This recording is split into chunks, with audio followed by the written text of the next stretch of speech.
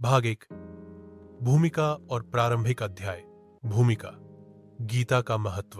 भगवद गीता केवल एक धार्मिक ग्रंथ नहीं है, बल्कि यह जीवन जीने की कला का अद्वितीय शास्त्र है।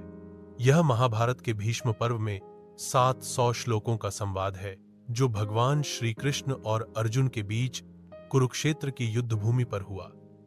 जब अर्जुन मोह, शंका और विषाद से भरकर युद्ध से पीछे हटना चाहता है, तब श्री कृष्ण उसे धर्म, कर्म और आत्मा का ज्ञान देते हैं। गीता हमें सिखाती है कि जीवन में जब संकट या मोह हमें रोकता है, तब ज्ञान, कर्म और भक्ति का संतुलन ही आगे बढ़ने का मार्ग दिखाता है।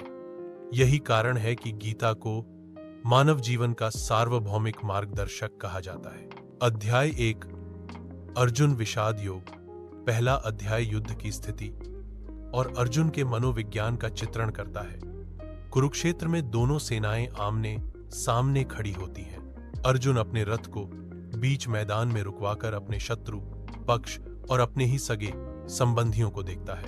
वह अपने गुरु, दादा, भाई, चाचा और मित्रों को युद्ध के लिए तैयार देखकर दुखी हो जाता है। अर्जुन के हृदय में करुणा और मोह उत्पन्न होता है। वह सोचता है कि अपने ही कुटुंबजनों की हत्या से क्या धर्म और सुख की प्राप्ति हो सकती है। उसके हाथ कांपते हैं, धनुष, तीर गिर जाते हैं और वह युद्ध न करने का निश्चय कर लेता है।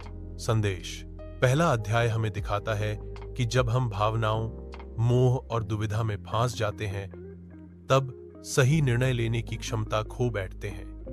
यह स्थिति हर इंसान के जीवन में आती है।